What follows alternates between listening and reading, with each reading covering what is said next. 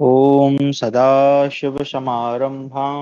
श्रीशङ्कराचार्यमध्यमाम् अस्मदाचार्यपर्यन्तां वन्दे गुरुपरम्पराम्। ध्येयं सदा परिभवग्नमभीष्टदोहं तीर्थास्पदं शिवविरञ्चिनुतं शरण्यं वेत्यार्तिहं प्रणतपालभवाब्धिपोतं वन्दे महापुरुषते चरणारविन्दम्।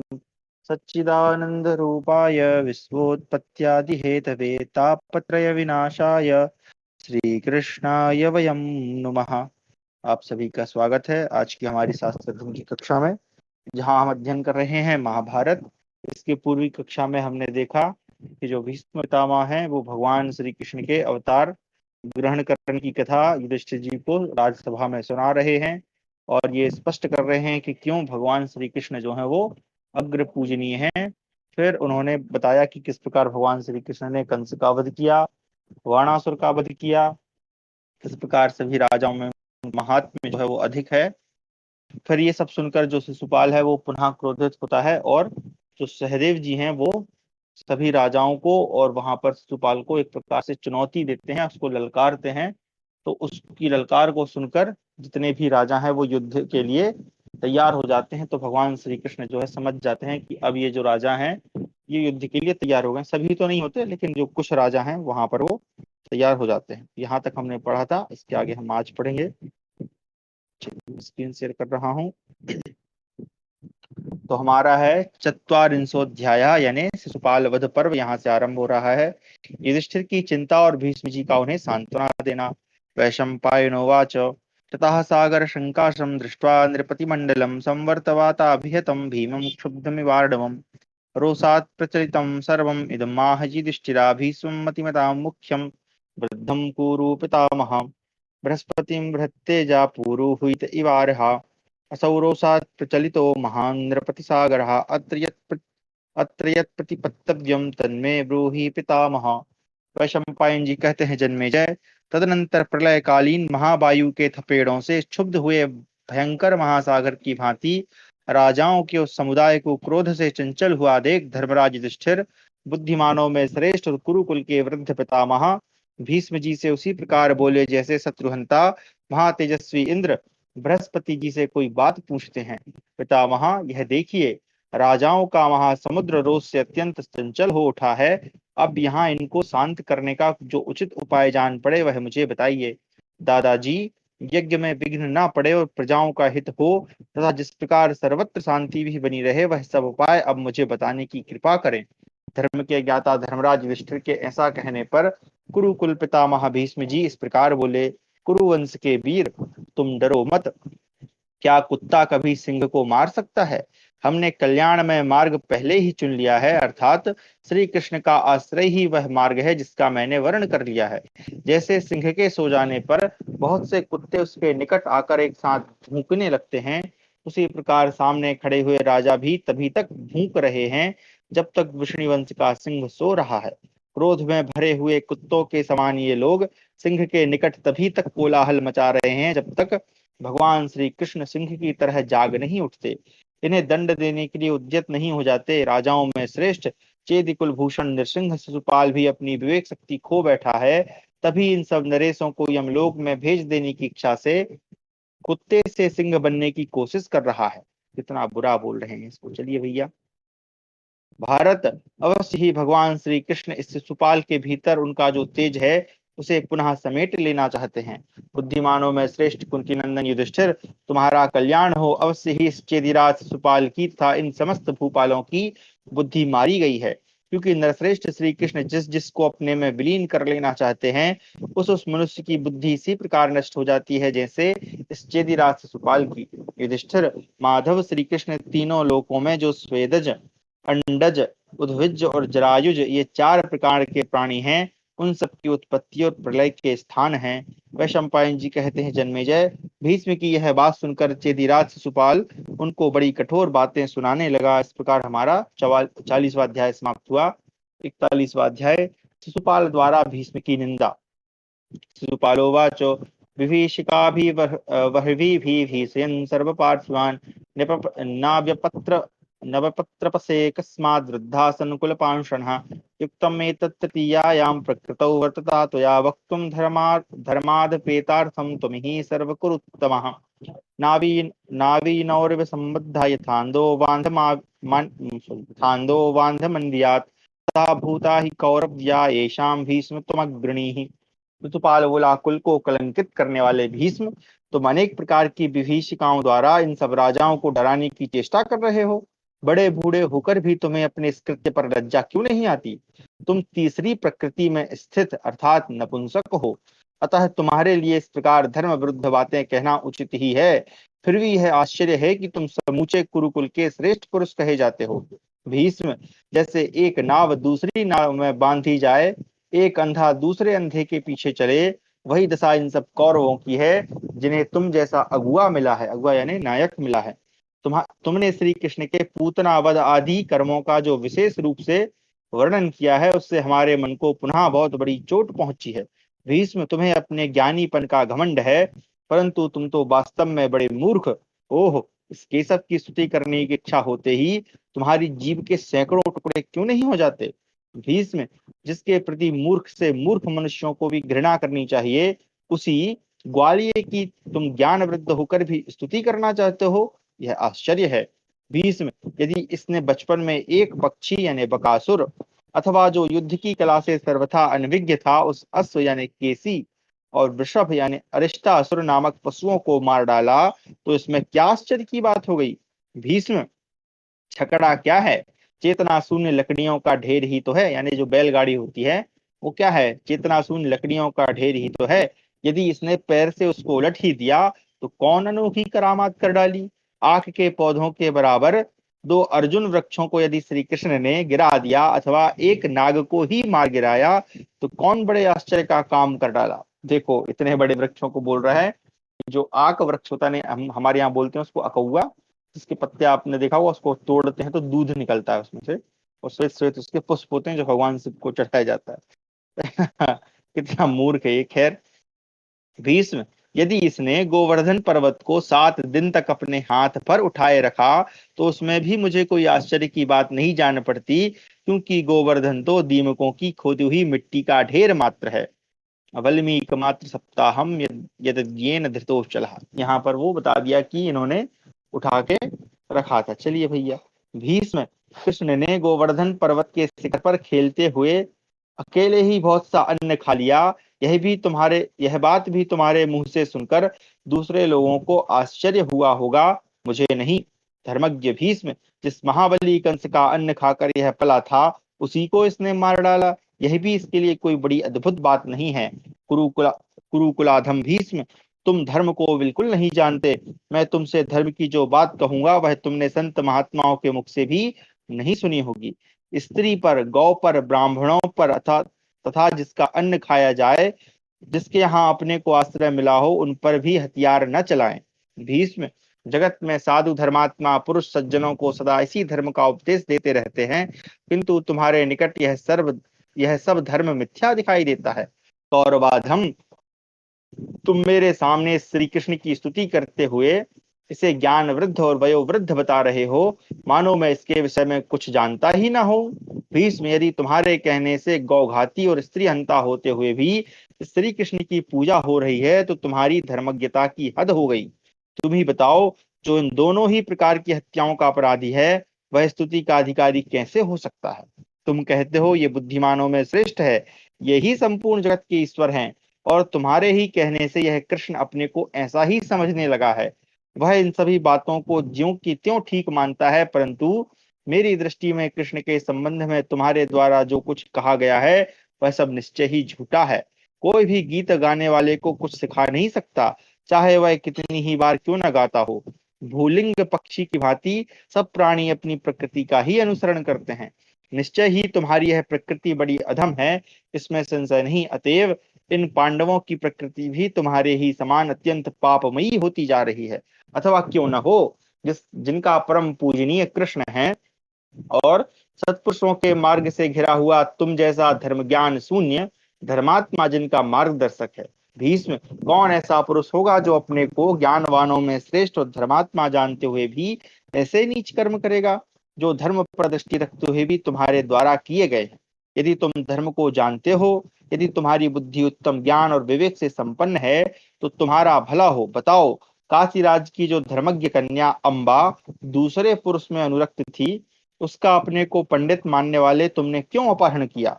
भीष्म, तुम्हारे द्वारा अपहरण की गई उस काशीराज की कन्या को तुम्हारे भाई विचित्रवीर्य ने अपनाने की इच्छा नहीं की, क्योंकि वे सन्मार्ग पर स्थित रहने वाले थे। उन्हीं की दोनों विधवा पत्नियों के गर्भ से तुम जैसे पंडित मानी के देखते देखते दूसरे पुरुष द्वारा संतानें उत्पन्न की गईं। फिर फिर भी तुम अपने को साधु पुरुषों के मार्ग पर स्थिर मानते हो। देखिए, वही आक्षेप है जो विरोधी लगाते हैं, और ये भी विरोधी है तो लगा ही रहा है।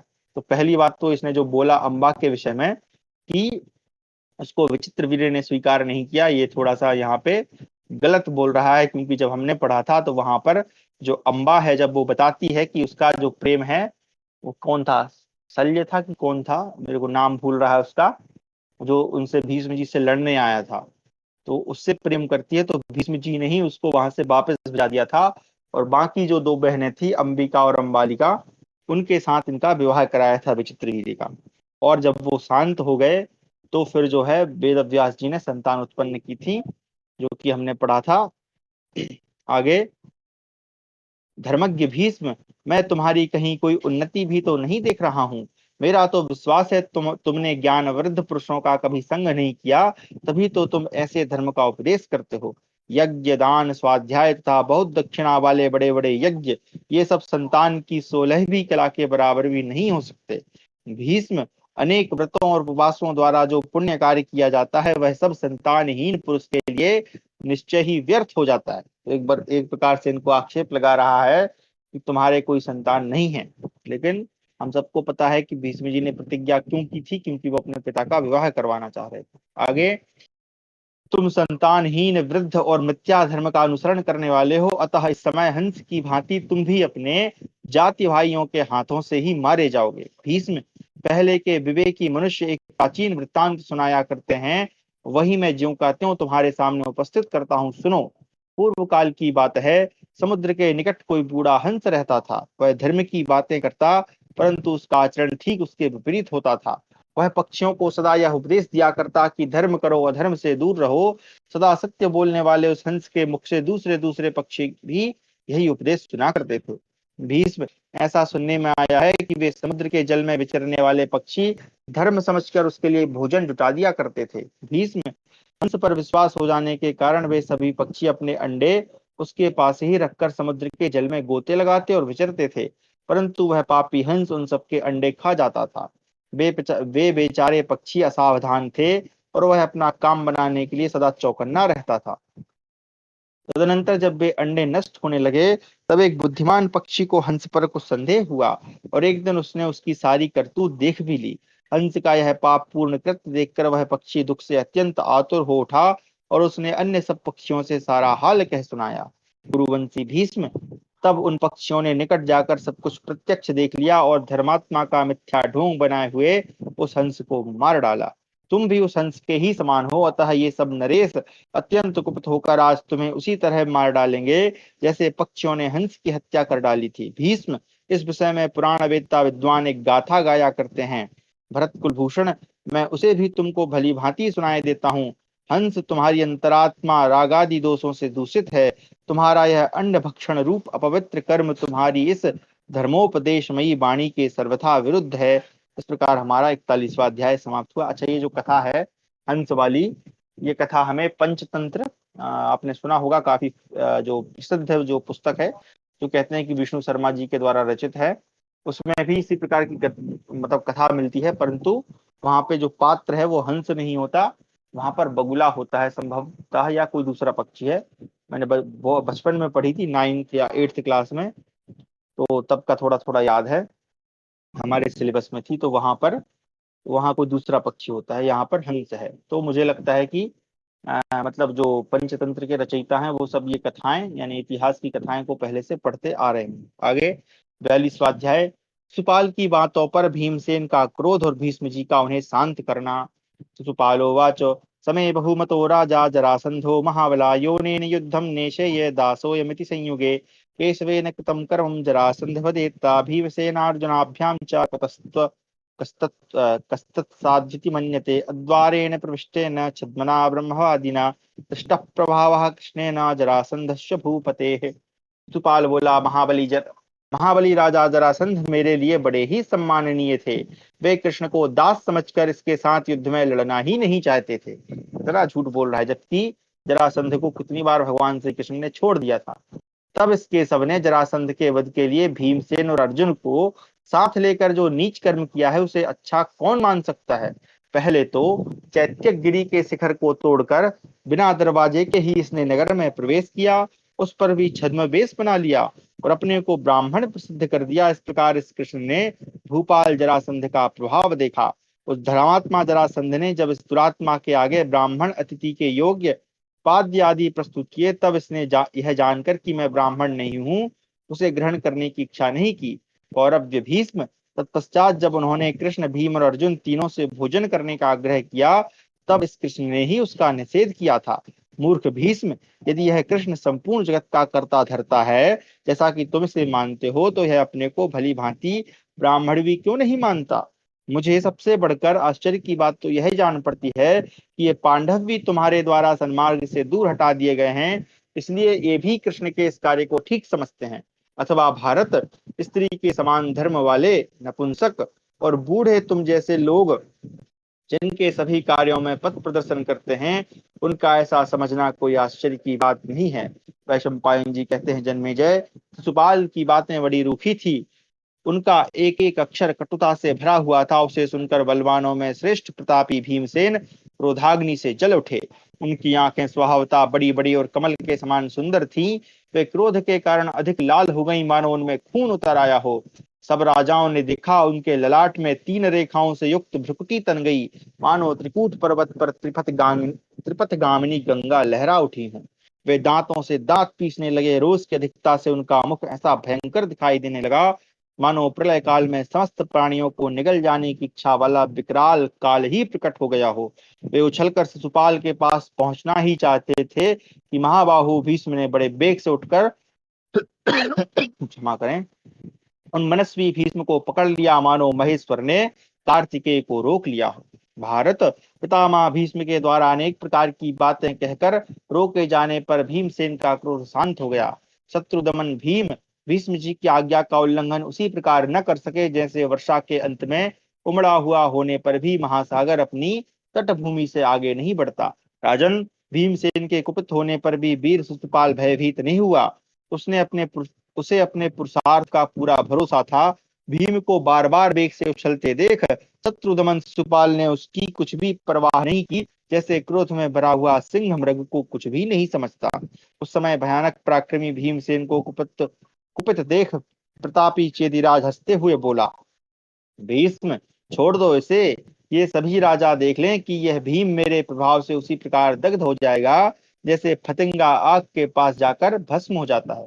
तब चेदिराज की वह बात सुनकर बुद्धिमानों में श्रेष्ठ कुरुकुल तिलक भीष्म ने भीम से यह कहा। क्या कहा अगले अध्याय में पढ़ेंगे। इस प्रकार हमारा 42वां अध्याय समाप्त हुआ। 43वां अध्याय भीष्म जी के द्वारा शिशुपाल के जन्म के वृत्तांत का वर्णन। चलो भैया। भीष्मोवाच, चेदिराजकुले जातस्त्रक्ष एष चतुर्भुजा रासभारावसदृशं रास च निनाद च तेनास्य माता पितरौ त्रेस्तुस्तौ सबान्धवौ वैकृतं तस्य तौ दृष्ट्वा त्यागाया कुरुतां मतिं ततः सभार्यां नृपतिं सामात्यं सपरोहितं चिंता सम्मूढ़ हृदयं बाहुवाचा शरीरणी। भीष्म जी बोले, भीमसेन सुनो, चेदिराज दम घोष के कुल में चेदिराज दम घोष यानी इसके पिता का नाम दम घोष था। जात तक्ष, यहाँ पे नाम तो नहीं लिखा है श्लोक में, लेकिन हिंदी में लिखा है, तो संभवतः आगे कहीं आया होगा। तो चेदिराज दम घोष के कुल में जब यह शिशुपाल उत्पन्न हुआ, तब उस समय इसके 3 आंखें और 4 भुजाएं थी। इसने रोने की जगह गधे की रेकने की भांति शब्द किया और जोर जोर से गर्जना भी की। बताओ, इससे इसके माता पिता अन्य भाई बंधुओं सहित भय से थर्रा उठे। इसकी वह विकराल आकृति देख उन्होंने इसे त्याग देने का निश्चय किया। पत्नी, पुरोहित तथा मंत्रियों सहित चेदीराज का हृदय चिंता से मोहित हो रहा था। उस समय आकाशवाणी हुई, राजन, तुम्हारा यह पुत्र श्री संपन्न और महाबली है, अतः तुम्हें इससे डरना नहीं चाहिए। तुम शांत चित्त होकर शिशु का पालन करो। नरेश्वर, इसकी अभी इसकी मृत्यु नहीं आई है, ना काल ही उपस्थित हुआ है जो इसकी मृत्यु का कारण है, तथा जो शस्त्र द्वारा इसका वध करेगा वह अन्यत्र उत्पन्न हो चुका है। तदनंतर यह आकाशवाणी सुनकर उन अंतर्हित भूत को लक्ष्य करके पुत्र स्नेह से संतप्त हुई इनकी माता बोली, मेरे इस पुत्र के विषय में जिन्होंने यह बात कही है, मैं उन्हें हाथ जोड़कर प्रणाम करती हूँ, चाहे वे कोई देवता हों अथवा कोई प्राणी। वे फिर मेरे प्रश्न का उत्तर दें। मैं यह यथार्थ रूप से सुनना चाहती हूँ कि मेरे इस पुत्र की मृत्यु में कौन निमित्त बनेगा।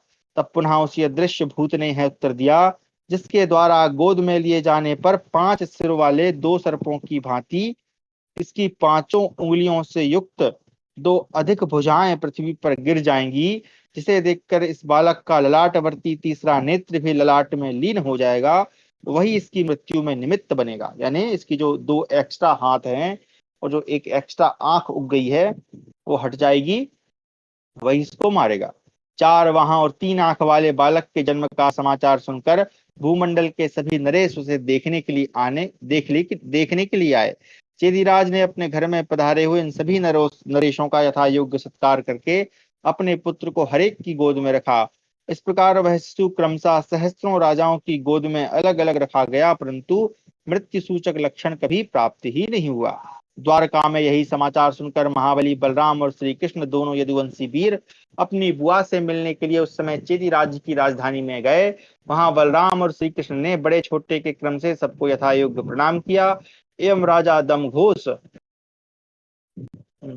यहाँ भी नाम नहीं है, चलो, और अपनी बुआ सुतस्रवा से कुशल और आरोग्य विषयक प्रश्न किया। तत्पश्चात दोनों भाई एक उत्तम आसन पर विराजमान हुए। महादेवी सुतस्रवा ने बड़े प्रेम से उन दोनों वीरों का सत्कार किया और स्वयं ही अपने पुत्र को श्री कृष्ण की गोद में डाल दिया। उनकी गोद में रखते ही बालक की वे दोनों बाहें गिर गईं और लाटवर्ती नेत्र ही वहीं विलीन हो गया। यह देखकर बालक की माता भयभीत हो मन ही मन व्यथित हो गई और श्री कृष्ण से वर मांगती हुई बोली, महाबाहु श्री कृष्ण, मैं भय से व्याकुल हो रही हूँ, मुझे इस पुत्र की जीवन रक्षा के लिए कोई वर दो, क्योंकि तुम संकट में पड़े हुए प्राणियों के सबसे बड़े सहारे और भयभीत मनुष्यों को अभय देने वाले हो। अपनी बुआ के ऐसा कहने पर यदुनंदन श्री कृष्ण ने कहा, देवी धर्मज्ञे, तुम डरो मत, तुम्हें मुझसे कोई भय नहीं बुआ। तुम ही कहो मैं तुम्हें कौन सा वर दूं, तुम्हारा कौन सा कार्य सिद्ध कर दूं। संभव हो या असंभव तुम्हारे वचन का मैं अवश्य पालन करूंगा। इस प्रकार आश्वासन मिलने पर सुतस्त्रवा यदुनंदन श्री कृष्ण से बोली, महाबली यदुकुल तिलक श्री कृष्ण, तुम मेरे लिए शिशुपाल के सब अपराध क्षमा कर देना। प्रभु यही मेरा मनोवांछित वर समझो। श्री कृष्ण ने कहा, बुआ, तुम्हारा पुत्र अपने दोषों के कारण मेरे द्वारा यदि वध के योग्य होगा तो भी मैं इसके 100 अपराध क्षमा करूंगा। तुम अपने मन में शोक न करो, अपराध स्तम क्षाम्य, यानी 100 अपराध क्षमा कर देंगे। भीष्म जी कहते हैं, वीरवर भीमसेन, इस प्रकार यह मंद बुद्धि पापी राजा शिशुपाल भगवान श्री कृष्ण के दिए हुए वरदान से उन्मत्त होकर तुम्हें युद्ध के लिए ललकार रहा है। इस प्रकार 43वां अध्याय समाप्त हुआ। देखिए, इसका भाई, मतलब इनका ही भाई है वो, बुआ का लड़का है भगवान का। बताओ कहाँ से कहाँ संबंध बनाया भाई। चलो, अब हमारा 44वां अध्याय, भीष्म की बातों से चिढ़े हुए शिशुपाल का उन्हें फटकारना तथा भीष्म का श्री कृष्ण से युद्ध करने के लिए समस्त राजाओं को चुनौती देना। भीष्मोवाच नैषा चेदीपते बुद्धि या त्वया सॉरी क्षमा करें, नैषा चेदीपते बुद्धि या त्वा हवतेच्युतम न्यूनमेषं जगद्भर्तु कृष्णस्य विनिश्चया को हि मां भीमसेनाद्याक्षिता अर्हति पार्थिवा क्षेप्तुं कालपरीतात्मा यथेश कुलपांसुना एष ह्यस्य महाबाहुस्तेजोषस्य हरेर्ध्रुवं तमेव पुनरादातुम् इच्छति सा विभु। भीष्म जी कहते हैं, भीमसेन, यह चेदीराज शिशुपाल की बुद्धि नहीं, जिसके द्वारा वह युद्ध से कभी पीछे न हटने वाले तुम जैसे महावीर को ललकार रहा है। अवश्य ही संपूर्ण जगत के स्वामी भगवान श्री कृष्ण का ही यह निश्चित विधान है। भीमसेन, काल ने ही इसके मन और बुद्धि को ग्रस लिया है, अन्यथा इस भूमंडल में कौन ऐसा राजा होगा जो मुझ पर इस तरह आक्षेप कर सके जैसे यह कुल कलंक शिशुपाल कर रहा है। यह महाबाहु चेदिराज निश्चय ही भगवान श्री कृष्ण के तेज का अंश है। ये सर्वव्यापी भगवान अपने उस अंश को पुनः समेट लेना चाहते हैं। कुरुशिंग भीम, यही कारण है कि यह दुर्बुद्धि शिशुपाल हम सबको कुछ न समझकर आज सिंह के समान गरज रहा है। वैशंपायन जी कहते हैं, जन्मेजय, भीष्म जी की यह बात शिशुपाल न सह सका। वह पुनः अत्यंत क्रोध में भरकर भीष्म को उनकी बातों के उत्तर देते हुए बोला। शिशुपाल ने कहा, भीष्म, तुम सदा भाट की तरह खड़े होकर जिसकी स्तुति गाया करते हो, उस कृष्ण का जो प्रभाव है वह हमारे शत्रुओं के पास ही रहे। भीष्म, यदि तुम्हारा मन सदा दूसरों की स्तुति में ही लगता है तो इस जनार्दन को छोड़कर इन राजाओं की ही स्तुति करो। ये दरद देश के राजा हैं, इनकी स्तुति करो। ये भूमिपालों में श्रेष्ठ बाल्मीकि बैठे हैं, इनके गुण गाओ। इन्होंने जन्म लेते ही अपने शरीर के भार से इस पृथ्वी को विदीर्ण कर दिया था। भीष्म, ये वंग और अंग दोनों देशों के राजा हैं, इंद्र के समान बल पराक्रम से संपन्न हैं तथा महान धनुष की प्रत्यंचा खींचने वाले हैं। इन वीरवर कर्ण की कीर्ति का बखान करो। महाबाहो, इन कर्ण के ये दोनों दिव्य कुंडल जन्म के साथ ही प्रकट हुए हैं। किसी देवता ने ही इन कुंडलों का निर्माण किया है। कुंडलों के साथ साथ इनके शरीर पर यह दिव्य कवच भी जन्म से ही पैदा हुआ है, जो प्रातः काल के सूर्य के समान प्रकाशित हो रहा है। जिन्होंने इंद्र के तुल्य पराक्रमी तथा अत्यंत दुर्जय जरासंध को वायु युद्ध के द्वारा केवल परास्त ही नहीं किया, उसके शरीर को भी चीर डाला, उस भीमसेन की स्तुति करो। द्रोणाचार्य और अश्वत्थामा दोनों पिता पुत्र महारथी हैं तथा ब्राह्मणों में श्रेष्ठ हैं, अतएव स्तुत्य भी है। भीष्म, तुम उन दोनों की अच्छी तरह स्तुति करो। भीष्म, इन दोनों पिता पुत्रों में यदि एक भी अत्यंत क्रोध में भर जाए तो चराचर प्राणियों सहित इस सारी पृथ्वी को नष्ट कर सकता है, ऐसा मेरा विश्वास है। भीष्म, मुझे तो कोई भी ऐसा राजा नहीं दिखाई देता जो युद्ध में द्रोण अथवा अश्वत्थामा की बराबरी कर सके, तो भी तुम इन दोनों की स्तुति नहीं करना चाहते। इस समुद्र पर्यंत सारी पृथ्वी पर जो अद्वितीय अनुपम वीर हैं, उन राजाधिराज महाबाहु दुर्योधन को, अस्त्र विद्या में निपुण और सुदृढ़ पराक्रमी राजा जयद्रथ को और विश्वविख्यात विक्रमशाली महाबली किम पुरुषाचार्य द्रुम को छोड़कर तुम कृष्ण की प्रशंसा क्यों करते हो?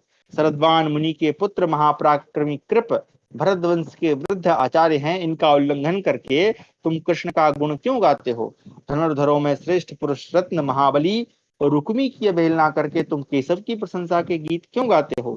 महाबली भीष्मक भूमिपाल दंतवक्र भगदत्त यूप केतु जयत सेन मगधराज सहदेव विराट द्रुपद शकुनी बृहद्बल अवंती के राजकुमार विंद अनुविंद पांड्य नरेश श्वेत उत्तर महाभाग शंख अभिमानी वृषसेन पराक्रमी एकलव्य तथा महारथी एवं महाबली कलिंग नरेश की अवहेलना करके श्री कृष्ण की प्रशंसा क्यों कर रहे हो? भीष्म, यदि तुम्हारा मन सदा दूसरों की स्तुति करने में ही लगता है तो इन शल्य आदि श्रेष्ठ राजाओं की स्तुति क्यों नहीं करते? भीष्म, तुमने पहले बड़े बूढ़े धर्मोपदेशकों के मुख से यदि यह धर्म संगत बात जिसे मैं अभी बताऊंगा नहीं सुनी तो मैं क्या कर सकता हूँ? भीष्म, अपनी निंदा, अपनी प्रशंसा, दूसरे की निंदा और दूसरे की स्तुति, ये चार प्रकार के कार्य पहले के श्रेष्ठ पुरुषों ने कभी नहीं किए।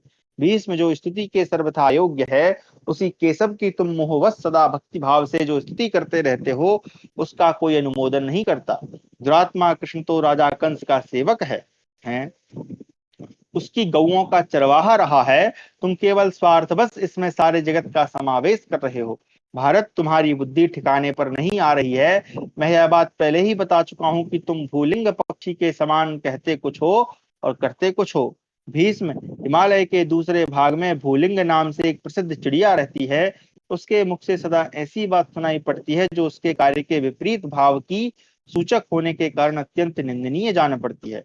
वह चिड़िया सदा यही बोला करती है, माँ साहसम, अर्थात साहस का काम न करो, परंतु वह स्वयं ही भारी साहस का काम करती हुई भी यह नहीं समझ पाती। भीष्म, वह मूर्ख चिड़िया मांस खाते हुए सिंह के दांतों में लगे हुए मांस के टुकड़ों को अपनी चोंच से चूती रहती है। निसंदेह सिंह की इच्छा से ही जब तक वह जी रही है। पापी भीष्म, इसी प्रकार तुम भी सदा बढ़ चढ़कर बातें करते हो। बताओ, ये भूलिंग नाम की कोई चिड़िया उस टाइम पर रहती होगी भाई, अभी पता नहीं है कि नहीं। भीष्म, निसंदेह तुम्हारा जीवन इन राजाओं की इच्छा से ही बचा हुआ है, क्योंकि तुम्हारे समान कोई दूसरा ऐसा राजा नहीं जिसके कर्म संपूर्ण जगत जगत से द्वेष करने वाले हों। वैशंपायन जी कहते हैं, जन्मेजय, शिशुपाल का यह कटुवचन सुनकर भीष्म जी ने शिशुपाल के सुनते हुए यह बात कही, अहो, शिशुपाल के कथनानुसार मैं राजाओं की इच्छा पर जी रहा हूँ, परंतु मैं तो इन समस्त भूपालों को तिनके बराबर भी नहीं समझता। भीष्म जी के ऐसा कहने पर बहुत से राजा कुपित हो उठे। कुछ लोगों को हर्ष हुआ तथा कुछ भीष्म जी की निंदा करने लगे। कुछ महान धनुर्धर नरेश भीष्म की वह बात सुनकर कहने लगे कि यह बूढ़ा भीष्म पापी और घमंडी है तथा क्षमा के योग्य नहीं है। राजाओं, क्रोध में भरे हुए हम सब लोग मिलकर इस खोटी बुद्धि वाले भीष्म को पशु की भांति गला दबाकर मार डालें अथवा घास फूस की आग में से जीते जी जला दें। उन राजाओं की ये बात सुनकर कुरुकुल के पितामह भीष्म जी फिर उन्हीं नरेशों से बोले, राजाओं, यदि मैं सबकी बात का अलग अलग उत्तर दूं तो यहाँ उसकी समाप्ति होती नहीं दिखाई देती। अतः मैं जो कुछ कह रहा हूँ वह सब ध्यान देकर सुनो। तुम लोगों में साहस या शक्ति हो तो पशु की भांति मेरी हत्या कर दो अथवा घास फूस की आग में मुझे जला दो। मैं तो तुम लोगों के मस्तक पर अपना यह पूरा पैर रख दिया है। अच्छा, मैंने तो तुम लोगों के मस्तक पर अपना यह पूरा पैर रख दिया है, मतलब एक प्रकार से उनको कह रहे हैं कि तुम्हारा, वो कहते हैं ना, माय फुट वाला ये डायलॉग यहाँ पर आता है। हमने जिनकी पूजा की है, अपनी महिमा से कभी च्युत न होने वाले वे भगवान गोविंद तुम लोगों के सामने उपस्थित हैं। तुम लोगों में से जिसकी बुद्धि मृत्यु का आलिंगन करने के लिए उतावली हो रही है, वही इन यदुकुल तिलक चक्र गदाधर श्री कृष्ण को आज युद्ध के लिए ललकारे और इनके हाथों मारा जाकर इन्हीं भगवान के शरीर में प्रविष्ट हो जाए। इसी प्रकार हमारा 44वां अध्याय समाप्त हुआ। 45वां अध्याय श्री कृष्ण के द्वारा शिशुपाल का वध, राजसूय यज्ञ की समाप्ति तथा सभी ब्राह्मणों, राजाओं और श्री कृष्ण का स्वदेश गमन। वैशंपायनोवाच तथा श्रुत्वैव भीष्मस्य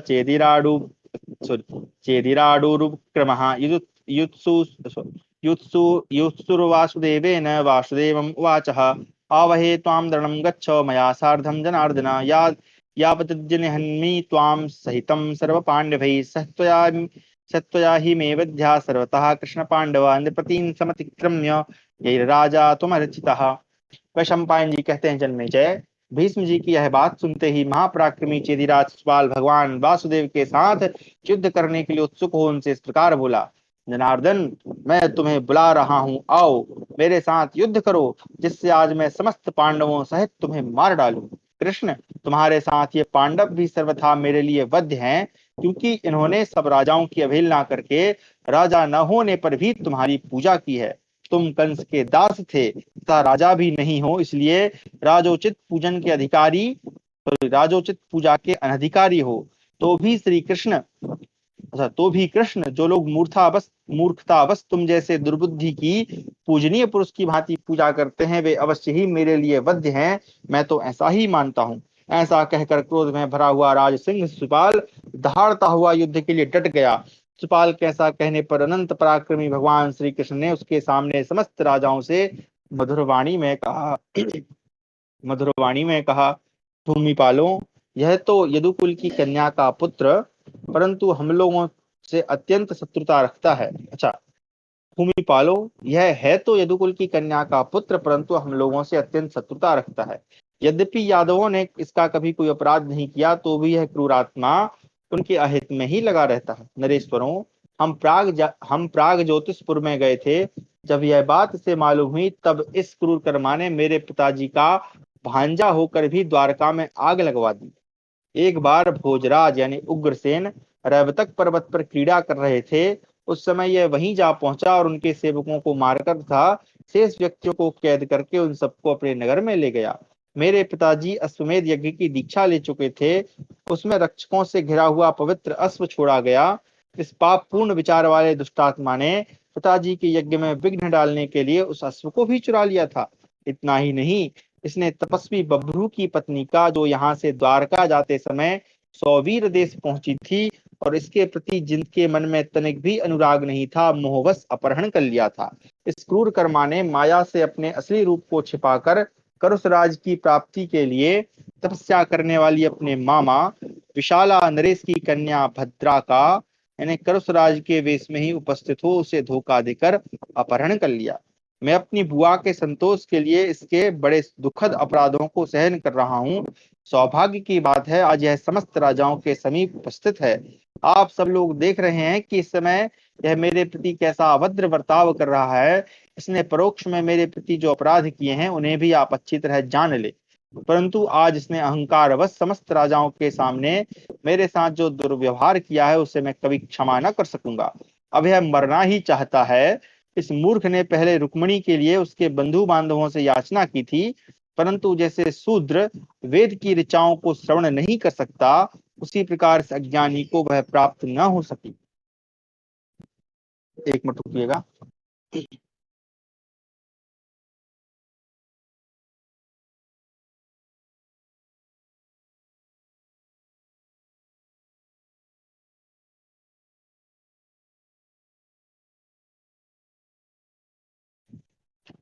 चलिए, हम हमारे भांजे आए हैं, यहाँ भी भांजे का वो चल रहा है, तो मांग रहा है, तो मैंने कहा 9 बजे के बाद आइएगा। चलिए क्षमा करें, पढ़ते हैं आगे।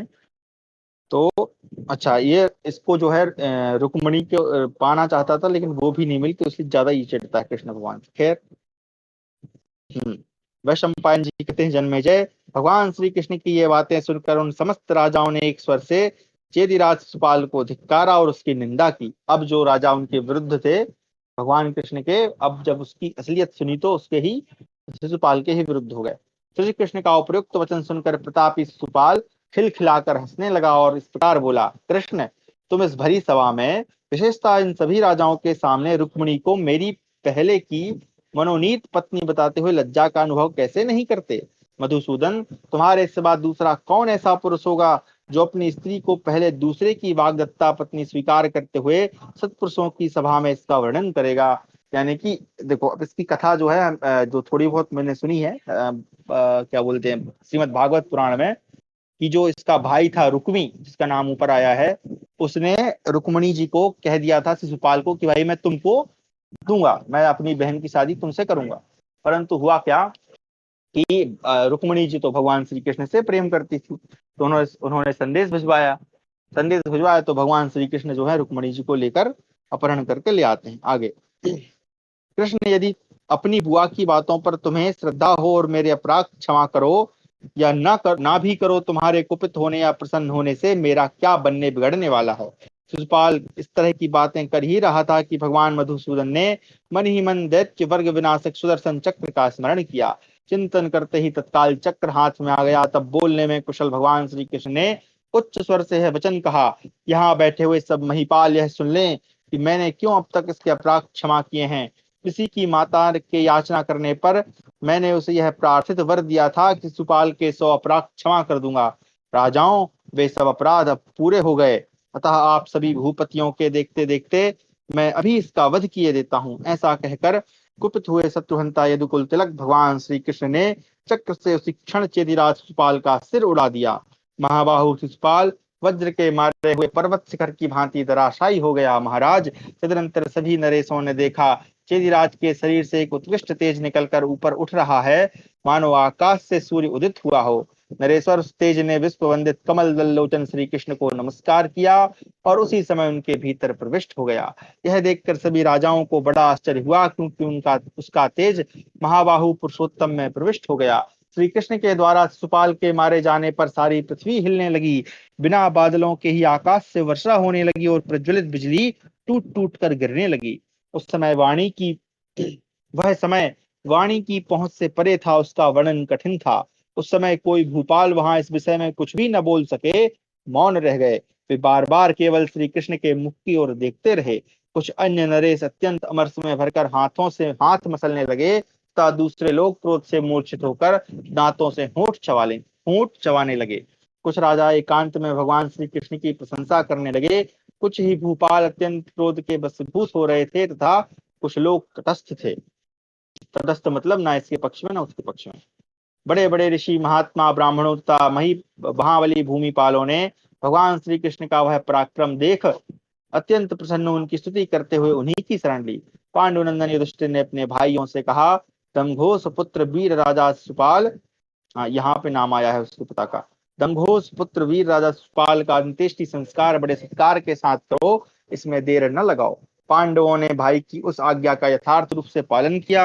उस समय कुंती नंदन राजा युधिष्ठिर ने वहां आए हुए सभी भूमिपालों के साथ चेदिराज के राज सिंहासन पर शिशुपाल के पुत्र को अभिषिक्त कर दिया। तदनंतर महातेजस्वी कुरुराज युधिष्ठिर का वह संपूर्ण समृद्धियों से भरा पूरा राजसूय यज्ञ तरुण राजाओं की प्रसन्नता को बढ़ाता हुआ अनुपम शोभा पाने लगा। उस यज्ञ का विघ्न शांत हो गया था, अतः उसका सुखपूर्वक आरंभ हुआ। उसमें अपरिमित धन धान्य का संग्रह एवं सदुपयोग किया गया था। भगवान श्री कृष्ण से सुरक्षित होने के कारण उस यज्ञ में कभी अन्न की कमी नहीं होने पाई। उसमें सदा पर्याप्त मात्रा में भक्ष्य भोज्य आदि सामग्री प्रस्तुत रहती थी। भरत नंदन, राजाओं ने सहदेव के द्वारा विष्णु बुद्धि से भगवान श्री कृष्ण की प्रसन्नता के लिए किए जाने वाले उस यज्ञ का उत्तम विधि विधान देखा। उस यज्ञ मंडप में स्वर्णमय ताल के बने हुए फाटक दिखाई देते थे, जो अपनी प्रभा से तेजस्वी सूर्य के समान देदीप्यमान हो रहे थे। उन तेजस्वी द्वारों से वह विशाल यज्ञ मंडप ग्रहों से आकाश की भांति प्रकाशित हो रहा था। वहां सैया, आसन और क्रीड़ा भवनों की संख्या बहुत थी। उनके निर्माण में प्रचुर धन लगा था। चारों ओर घड़े, भांति भांति के पात्र, कड़ाहे और कलश आदि स्वर्ण निर्मित सामान दृष्टिगोचर हो रहे थे। वहां राजाओं ने कोई ऐसी वस्तु नहीं देखी जो सोने की बनी हुई न हो। उस महान यज्ञ में राजसेवक गण ब्राह्मणों के आगे सदा नाना प्रकार के स्वादिष्ट भात तथा चावल की बनी हुई बहुत सी दूसरी भोज्य वस्तुएं परोसते रहते थे। वे उनके लिए मधुर पेय पदार्थ भी अर्पण करते थे। भोजन करने वाले ब्राह्मणों की संख्या जब 1 लाख पूरी हो जाती थी, तब वहां प्रतिदिन शंख बजाया जाता था। जन्मेजय, दिन में कई बार इस तरह की शंख ध्वनि होती थी। वह उत्तम शंखनाद सुनकर लोगों को बड़ा विस्मय होता था। मतलब 1 लाख लोगों ने खाया तो शंख बजा दिया, और ऐसे शंख कई बार बजता था। बताओ कितने लाख लोग खाते होंगे भाई। इस प्रकार सहस्त्रों हृष्ट पुष्ट मनुष्यों से भरे हुए उस यज्ञ का कार्य चलने लगा। राजन, उसमें अन्न के बहुत से ऊंचे ढेर लगाए गए थे, जो पर्वतों के समान जान पड़ते थे। लोगों ने देखा वहां दही की नहरें बह रही थी तथा घी के कितने ही कुंड भरे हुए थे। राजन, महाराज युधिष्ठिर के उस महान यज्ञ में नाना जनपदों से युक्त सारा जम्बू द्वीप ही एकत्र हुआ सा दिखाई देता था। वहां विशुद्ध मणिमय कुंडल तथा भार धारण किए नरेश ब्राह्मणों को राजाओं के उपभोग में आने योग्य नाना प्रकार के अन्न पान और भांति भांति की चटनी परोसते थे। हाँ, ले ही लिखा है, ठीक है। चलिए, उस यज्ञ में निरंतर उपयुक्त पदार्थ भोजन करके सब ब्राह्मण आनंद मग्न हो बड़ी तृप्ति और प्रसन्नता का अनुभव करते थे। इस प्रकार बहुत सी गायों तथा धन धान से संपन्न उस समृद्धशाली यज्ञ मंडप को देखकर सब राजाओं को बड़ा आश्चर्य होता था। ऋत्विज लोग शास्त्रीय विधि के अनुसार राजा युधिष्ठिर के उस राजसूय नामक महायज्ञ का अनुष्ठान करते थे, और समस्त याजक ठीक समय पर अग्नि में आहुतियां देते थे। व्यास और धौम्य आदि जो 16 ऋत्विज थे, वे युधिष्ठिर के उस महायज्ञ में विधि पूर्वक अपने अपने निश्चित कार्यों का संपादन करते थे।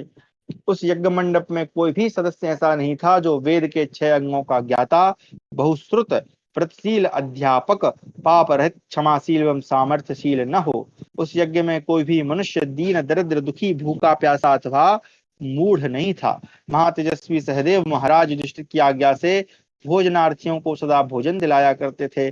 शास्त्रोक्त अर्थ पर दृष्टि रखने वाले यज्ञ कुशल याजक प्रतिदिन सब कार्यों को विधि पूर्वक संपन्न करते थे। वेद शास्त्रों के ज्ञाता ब्राह्मण वहां सदा कथा प्रवचन किया करते थे। उस महायज्ञ में सब लोग कथा के अंत में बड़े सुख का अनुभव करते थे। देवता, असुर, यक्ष, नाग, दिव्य मानव तथा विद्याधर गणों से भरा हुआ बुद्धिमान पांडुनंदन महात्मा धर्मराज का वह राजसूय यज्ञ बड़ी शोभा पाता था। वह यज्ञ मंडप गंधर्वों, अप्सरा समूहों, देवताओं, मुनिगणों तथा यक्षों से शोभित हो दूसरे देवलोक के समान जान पड़ता था। किम पुरुषों के गीत तथा किन्नरगण उस स्थान की शोभा बढ़ा रहे थे। नारद, महातेजस्वी तुम्बुरु, विश्वावसु, चित्रसेन तथा दूसरे गीत कुशल गंधर्व वहां गीत गाकर यज्ञ कार्यों के बीच बीच में अवकाश मिलने पर सब लोगों का मनोरंजन करते थे। यज्ञ संबंधी कर्मों के बीच में अवसर मिलने पर व्याकरण शास्त्र के ज्ञाता विद्वान पुरुष इतिहास, पुराण, सब प्रकार के उपाख्यान सुनाया करते थे। वहां सहस्त्रों भेरी, मृदंग, मंडुक, गोमुख, श्रृंग, वंशी और शंखों के शब्द सुनाई पड़ते थे। इस जगत में रहने वाले समस्त ब्राह्मण, क्षत्रिय, वैश्य, शूद्र, सब प्रकार के म्लेच्छ तथा अग्रज, मध्यज और अंत्यज आदि सभी वर्णों के लोग उस यज्ञ में उपस्थित हुए। अनेक देशों में उत्पन्न विभिन्न जाति के लोगों सुहागमन से युधिष्ठिर के उस राजभवन में ऐसा जान पड़ता था कि यह समस्त लोग वहां उपस्थित हो गया है। उस राजसूय यज्ञ में भीष्म, द्रोण और दुर्योधन आदि समस्त कौरव, सारे विष्णुवंशी तथा संपूर्ण पांचाल भी सेवकों की भांति यथा योग्य सभी कार्य अपने हाथों से करते थे। महाबाहु जन्मेजय, इस प्रकार बुद्धिमान युधिष्ठिर का वह यज्ञ चंद्रमा के राजसूय यज्ञ की भांति शोभा पाता था। धर्मराज युधिष्ठिर उस यज्ञ में हर समय वस्त्र, कंबल, चादर, स्वर्ण पदक, सोने के बर्तन और सब प्रकार के आभूषणों का दान करते रहते थे। वहां राजाओं से जो जो रत्न अथवा उत्तम धन भेंट के रूप में प्राप्त हुए, उन सबको युधिष्ठिर ने ब्राह्मणों की सेवा में समर्पित कर दिया। उन्होंने महात्मा ब्राह्मणों को दक्षिणा के रूप में सहस्त्र कोटि स्वर्ण मुद्राएं प्रदान की। उन्होंने संसार में वह कार्य किया जिसे कोई दूसरा राजा नहीं कर सकेगा। यज्ञ कराने वाले ब्राह्मण संपूर्ण मनोवांछित वस्तुएं और प्रचुर धन पाकर सदा के लिए तृप्त हो गए। फिर राजा युधिष्ठिर ने व्यास, धौम्य, महामती, नारद, सुमंतु, जैमिनी, पैल, वैशंपायन, ये जो चारों ऋषि हैं, ये कहते हैं वेद व्यास जी ने इन चारों को, यानी सुमंतु, जैमिनी, पैल और वैशंपायन, इनको ही चारों वेदों का क्रमशः ज्ञान दिया था। आगे याज्ञवल्क्य, कठ, याज्ञवल्क्य भी एक ऋषि हैं, इनकी स्मृति भी मिलती है और इनके उपनिषद भी हैं। ठीक है, इन्होंने उपनिषद में भी अपना योगदान दिया है, मंत्र दृष्टा भी हैं और कठ नाम की एक संहिता भी है। ठीक है, और कठ नाम का एक उपनिषद भी है, कठोपनिषद जिसको हम कहते हैं। तथा महातेजस्वी कलाप, इन सब श्रेष्ठ ब्राह्मणों का पूर्ण मनोयोग के साथ सत्कार एवं पूजन किया। युधिष्ठिर उनसे बोले, महर्षियों, आप लोगों के प्रभाव से यह राजसूय महायज्ञ सांगोपांग, यानी सांगोपांग यानी अंगों के सहित, अंग और उपांगों के सहित संपन्न हुआ। भगवान श्री कृष्ण के प्रताप से मेरा सारा मनोरथ पूर्ण हो गया। वैशंपायन जी कहते हैं, जन्मेजय, इस प्रकार यज्ञ समाप्ति के समय राजा युधिष्ठिर ने अंत में लक्ष्मीपति भगवान श्री कृष्ण, अब यहाँ पे लक्ष्मीपति श्लोक में नहीं है, केवल माधवम लिखा है ना। मैं इसलिए ये सब इसलिए बता देता हूँ कि कई लोग फिर आक्षेप लगाने लगते हैं, इसलिए पहले ही स्पष्ट कर दिया जाता है। ठीक है, बाकी हिंदी में तो कई जगह आया होगा। फिर आगे अंत में लक्ष्मीपति भगवान श्री कृष्ण, देवेश्वर बलदेव तथा कुरुश्रेष्ठ भीष्म आदि का पूजन किया। तदनंतर उस राजसूय महायज्ञ को विधि पूर्वक समाप्त किया। शंख, चक्र और गदा धारण करने वाले महाबाहु भगवान श्री कृष्ण ने आरंभ से लेकर अंत तक उस यज्ञ की रक्षा की। तदनंतर धर्मात्मा युधिष्ठिर जब अभृत स्नान कर चुके, अभृत स्नान क्या होता है, यज्ञ समाप्ति के बाद जो यजमान होता है वो करता है, उस समय समस्त क्षत्रिय राजाओं का समुदाय उनके पास जाकर बोला, धर्मज्ञ, आपका अभ्युदय हो रहा है, यह बड़े सौभाग्य की बात है, आपने सम्राट का पद प्राप्त कर लिया। अजमीर कुल नंदन राजाधिराज, आपने इस कर्म द्वारा अजमीर वंशी क्षत्रियों के यश का विस्तार तो किया ही है, महान धर्म का भी संपादन किया। नरव्याघ्र, आपने हमारे लिए सब प्रकार के अभीष्ट पदार्थ सुलभ करके हमारा बड़ा सम्मान किया है। अब हम आपसे जाने की अनुमति लेना चाहते हैं। हम अपने अपने राष्ट्र को हम अपने अपने राष्ट्र को जाएंगे, आप हमें आज्ञा दें। राजाओं का यह वचन सुनकर धर्मराज युधिष्ठिर ने उन पूजनीय नरेशों का यथा योग्य सत्कार करके सब भाइयों से कहा, ये सभी राजा प्रेम से ही हमारे यहाँ पधारे थे, ये परंतप भूपाल अब मुझसे पूछकर अपने राष्ट्र को जाने के लिए उद्यत है। तुम लोगों का भला हो, तुम लोग अपने राज्य की सीमा तक आदर पूर्वक इन श्रेष्ठ नरपतियों को पहुंचा आओ। भाई की बात मानकर वे धर्मात्मा पांडव एक एक करके यथा योग्य सभी राजाओं के साथ गए। प्रतापी धृष्टद्युम्न तुरंत ही राजा विराट के साथ गया। धनंजय ने महारथी महात्मा द्रुपद का अनुसरण किया। महाबली भीमसेन, भीष्म और धृतराष्ट्र के साथ गए। योद्धाओं में श्रेष्ठ सहदेव ने द्रोणाचार्य तथा उनके वीर पुत्र अश्वत्थामा को पहुंचाया। राजन सुबल और उनके पुत्र नकुल के साथ गए। द्रौपदी के पांचों पुत्र तथा अभिमन्यु ने पर्वतीय महारथियों को अपने राज्य की सीमा तक पहुंचाया। इसी प्रकार अन्य क्षत्रिय शिरोमणियों ने दूसरे दूसरे क्षत्रिय राजाओं का अनुमोदन किया, क्षमा करें, अनुगमन किया। इसी तरह सभी ब्राह्मण भी अत्यंत पूजित हो सहस्त्रों की संख्या में वहां से विदा हुए। राजाओं तथा ब्राह्मणों के चले जाने पर प्रतापी भगवान श्री कृष्ण ने युधिष्ठिर से कहा, कुरुनंदन, मैं आपकी आज्ञा चाहता हूँ, अब मैं द्वारकापुरी को जाऊंगा। सौभाग्य से आपने सब यज्ञों में उत्तम राजसूय यज्ञ का संपादन कर लिया। उनके ऐसा कहने पर धर्मराज युधिष्ठिर जनार्दन से बोले, गोविंद, आपकी ही कृपा से मैंने यह श्रेष्ठ यज्ञ संपन्न किया है तथा सारा क्षत्रिय मंडल भी आपके ही प्रसाद से मेरे अधीन हुआ है और उत्तमोत्तम रत्नों की भेंट ले मेरे पास आया। अनघ, आपको जाने के लिए मेरी वाणी कैसे कह सकती है। वीर, मैं आपके बिना कभी प्रसन्न नहीं रह सकूंगा, परंतु आपका द्वारकापुरी जाना भी आवश्यक ही है। उनके ऐसा कहने पर महायशस्वी धर्मात्मा श्रीहरि युधिष्ठिर को साथ ले बुआ कुंती के पास गए और प्रसन्नता पूर्वक बोले, बुआ जी, तुम्हारे पुत्रों ने अब साम्राज्य प्राप्त कर लिया, उनका मनोरथ पूर्ण हो गया, वे सबके सब धन तथा रत्नों से संपन्न हैं। अब तुम इनके साथ प्रसन्नता पूर्वक रहो। यदि तुम्हारी आज्ञा हो तो मैं द्वारका जाना चाहता हूँ। कुंती की आज्ञा ले श्री कृष्ण सुभद्रा और द्रौपदी से भी मिले और मीठे वचनों से उन दोनों को प्रसन्न किया। तत्पश्चात वे युधिष्ठिर के साथ अंतःपुर से बाहर निकले। फिर स्नान और जप करके उन्होंने ब्राह्मणों से स्वस्ति वाचन कराया। इसके बाद महाबाहु दारुक मेघ के समान नीले रंग का सुंदर रथ जोतकर उनकी सेवा में उपस्थित हुआ। अच्छा, महाबाहु दारुक, दारुक इनके सारथी का नाम होगा। गरुड़ ध्वज से शोभित सुंदर रथ को उपस्थित देख महामना कमल नयन श्री कृष्ण ने उसकी दक्षिणावर्त प्रदक्षिणा की और उस पर आरूढ़ हो वे द्वारकापुरी की ओर चल पड़े। सात्विकी और कृतवर्मा शीघ्रता पूर्वक उस रथ पर आरूढ़ हो श्री हरि की सेवा के लिए चवर डुलाने लगे। देवेश्वर बलदेव जी तथा सहस्त्रो यदुवंशी धर्मपुत्र युधिष्ठिर से पूजित हो राजा की भांति वहां से विदा हुए। तदनंतर सोने के श्रेष्ठ सिंहासन को छोड़कर भाइयों सहित श्रीमान धर्मराज युधिष्ठिर पैदल ही महाबली भगवान वासुदेव के पीछे पीछे चलने लगे। तब कमल लोचन भगवान श्री हरि ने 2 घड़ी तक अपने श्रेष्ठ रथ को रोककर कुंती कुमार युधिष्ठिर से कहा, राजन, आप सदा सावधान रहकर प्रजाजनों के पालन में लगे रहें। जैसे सब प्राणी मेघ को, पक्षी महान वृक्ष को और संपूर्ण देवता इंद्र को अपने जीवन का आधार मानकर उनका आश्रय लेते हैं, उसी प्रकार सभी बंधु बांधव जीवन निर्वाह के लिए आपका आश्रय ले। श्री कृष्ण और युधिष्ठिर आपस में इस प्रकार बातें करके एक दूसरे की आज्ञा ले अपने अपने स्थान को चल दिए। राजन, यदुवंश शिरोमणि श्री कृष्ण के द्वारका चले जाने पर भी राजा दुर्योधन तथा सुबल सुबल पुत्र शकुनी ये दोनों नरश्रेष्ठ उस दिव्य सभा भवन में ही रहे। तो जो दुर्योधन था और शकुनी था वो वहीं पर रुक गए। इस प्रकार से हमारा 45वां अध्याय समाप्त हुआ। अब यहाँ से हमारा द्यूत पर्व प्रारंभ होता है। एक बार देख लें कितना बड़ा अध्याय है। चलो, छोटा ही है, खत्म करते हैं इसको। और द्यूत का मतलब होता है जुआ, है ना। तो यहाँ से द्यूत पर्व स्टार्ट हुआ, तो सभा पर्व के अंतर्गत आता है। हमारा है 46वां अध्याय।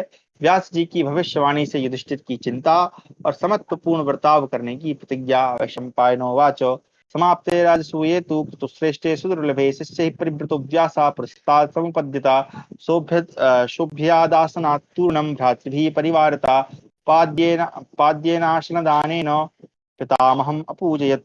अथोपविश्य भगवान् काञ्चने परमासने आस्यतामिति चोवाच धर्मराजं युधिष्ठिरम्। वैशंपायन जी कहते हैं, जन्मेजय, यज्ञों में श्रेष्ठ परम दुर्लभ राजसूय यज्ञ के समाप्त हो जाने पर शिष्यों से घिरे हुए भगवान व्यास राजा युधिष्ठिर के पास आए। उन्हें देखकर भाइयों से घिरे हुए राजा युधिष्ठिर तुरंत आसन से उठकर खड़े हो गए और आसन एवं पाद्य आदि समर्पण करके उन्होंने पितामह व्यास जी का यथावत पूजन किया। तत्पश्चात स्वर्ण में उत्तम आसन पर बैठकर भगवान व्यास ने धर्मराज युधिष्ठिर से कहा, बैठ जाओ। भाइयों से घिरे हुए राजा युधिष्ठिर के बैठ जाने पर बातचीत में कुशल भगवान व्यास ने उनसे कहा, कुंती नंदन, बड़े आनंद की बात है कि तुम परम दुर्लभ सम्राट का पद पाकर सदा उन्नतिशील हो रहे। सम्राट यानी सब राजाओं को इन्होंने जीत लिया था। कुरुकुल का भार वहन करने वाले नरेश, तुमने समस्त कुरुवंशियों को समृद्धशाली बना दिया। राजन, अब मैं जाऊंगा, इसलिए तुम्हारी अनुमति चाहता हूँ। तुमने मेरा अच्छी तरह सम्मान किया। महात्मा कृष्ण द्वैपायन व्यास के ऐसा कहने पर धर्मराज युधिष्ठिर ने उन पितामह के दोनों चरणों को पकड़कर प्रणाम किया और कहा, युधिष्ठिर बोले, नरश्रेष्ठ, मेरे मन में एक भारी संशय उत्पन्न हो गया है। विप्रवर, आपके सिवा दूसरा ऐसा कोई नहीं जो उसका समाधान कर सके। पितामह, देवर्षि नारद ने स्वर्ग, अंतरिक्ष और पृथ्वी विषयक 3 प्रकार के उत्पाद बताए हैं। क्या सुपाल के मारे जाने से वे महान उत्पाद शांत हो गए? वैशंपायन जी कहते हैं, जन्मेजय, राजा युधिष्ठिर का यह प्रश्न सुनकर पराशर नंदन कृष्ण द्वैपायन भगवान व्यास ने इस प्रकार कहा, राजन, उत्पातों का महान फल 13 वर्षों तक हुआ करता है। इस समय जो उत्पाद प्रकट हुआ था वह समस्त क्षत्रियों का विनाश करने वाला होगा। भरत कुल तिलक, एकमात्र तुम्ही को निमित्त बनाकर यथा समय समस्त भूमिपालों का समुदाय आपस में लड़कर नष्ट हो जाएगा। भारत, क्षत्रियों का यह विनाश दुर्योधन के अपराध से तथा भीमसेन और अर्जुन के पराक्रम द्वारा संपन्न होगा। यानी यहाँ पर आप समझ सकते हैं कि महाभारत के युद्ध की भूमिका एक प्रकार से पड़ गई है। राजेंद्र, तुम रात के अंत में स्वप्न में उस बृहस्पति ध्वज भगवान शंकर का दर्शन करोगे, जो नीलकंठ भव स्थाणु कपाली त्रिपुरांतक उग्र रुद्र पशुपति महादेव उमापति हर सर्व वृषशूली पिनाकिता कृत्तिवासा कहलाते हैं। एक बार मैं जरा इनको गिन लूं, 1 2 3 4 5 6 7 8 9 10 11 12 13 14 15 16 प्रकार के रुद्र है मतलब यहाँ। उन भगवान शिव की कांति कैलाश शिखर के समान उज्जवल होगी। वे प्रसव पर आरूढ़ हुए सदा दक्षिण दिशा की ओर देख रहे होंगे। राजन, तुम्हें इस प्रकार ऐसा स्वप्न दिखाई देगा, किंतु उसके लिए तुम्हें चिंता नहीं करनी चाहिए, क्योंकि काल सबके लिए दुर्लंघ है। तुम्हारा कल्याण हो। अब मैं कैलाश पर्वत पर जाऊंगा। तुम सावधान एवं जितेंद्रिय होकर पृथ्वी का पालन करो। वैशंपायन जी कहते हैं, जन्मेजय, ऐसा कहकर भगवान कृष्ण द्वैपायन व्यास वेद मार्ग का अनुसरण करने वाले अपने शिष्यों के साथ कैलाश पर्वत पर चले गए। अपने पिता महाव्यास जी के चले जाने पर चिंता और शोक से युक्त राजा युधिष्ठिर बार बार गर्म सांसें लेते हुए उसी बात का चिंतन करते रहे। अहो, दैव का यानी भाग्य का विधान पुरुषार्थ से किस प्रकार टाला जा सकता है। महर्षि ने जो कुछ कहा है वह निश्चय ही होगा। यही सोचते सोचते महातेजस्वी युधिष्ठिर ने अपने भाइयों से कहा, पुरुष सिंहो, महर्षि व्यास ने मुझसे जो कहा उसे तुम लोगों ने सुना है ना। उनकी वह बात सुनकर मैंने मरने का निश्चय कर लिया है। तात, यदि समस्त क्षत्रियों के विनाश में विधाता ने मुझे ही निमित्त बनाने की इच्छा की है, काल ने मुझे ही इस अनर्थ का कारण बनाया है, तो मेरे जीवन का क्या प्रयोजन है। राजा की ऐसी बातें सुनकर अर्जुन ने उत्तर दिया, राजन, इस भयंकर मोह में न पड़िए। यह बुद्धि को नष्ट करने वाला है। महाराज, अच्छी तरह सोच विचार कर आपको जो कल्याणप्रद जान पड़े वह कीजिए। तब सत्यवादी युधिष्ठिर ने अपने भाइयों से व्यास जी की बातों पर विचार करते हुए कहा, तात, तुम लोगों का कल्याण हो। भाइयों के विनाश का कारण बनने के लिए मुझे 13 वर्षों तक जीवित रहने से क्या लाभ। यदि जीना ही है तो आज से मेरी यह प्रतिज्ञा सुन लो। मैं अपने भाइयों तथा दूसरे राजाओं से कभी कड़वी बात नहीं बोलूंगा। बंधु बांधवों की आज्ञा में रहकर प्रसन्नता पूर्वक उनकी मुंह मांगी वस्तुएं लाने में संलग्न रहूंगा। इस प्रकार समतापूर्ण बर्ताव करते हुए मेरा अपने पुत्रों तथा दूसरे के प्रति भेदभाव न होगा, क्योंकि जगत में लड़ाई झगड़े का मूल कारण भेदभाव ही है। नर रत्नों, विग्रह या वैर विरोध को अपने से दूर रखकर ही सबका प्रिय करते हुए मैं संसार में निंदा का पात्र नहीं हो सकूंगा। अपने बड़े भाई की यह बात सुनकर पांडव उन्हीं के हित में तत्पर हो सदा उनका ही अनुसरण करने लगे। राजन, धर्मराज ने अपने भाइयों के साथ भरी सभा में यह प्रतिज्ञा करके देवताओं तथा पितरों का विधि पूर्वक तर्पण किया। भरत श्रेष्ठ जन्मेजय, समस्त क्षत्रियों के चले जाने पर कल्याणमय मांगलिक कृत्य पूर्ण करने करके भाइयों से घिरे हुए राजा युधिष्ठिर ने मंत्रियों के साथ अपने उत्तम नगर में प्रवेश किया। महाराज, दुर्योधन तथा सुबल पुत्र शकुनी ये दोनों उस रमणीय सभा में ही रह गए। ये बात ऊपर भी बोल दी, यहाँ पर भी फिर से बोल दी। भगवान जाने 2 बार क्यों बोली, शायद आगे कुछ गड़बड़ होने वाला। चलिए, कक्षा को हम यहीं विराम देते हैं। इस प्रकार हमारा 46वां अध्याय समाप्त हुआ। कल हम पढ़ेंगे दुर्योधन का मैं निर्मित सभावन को देखना और पग पग पर भ्रम के कारण उपहास का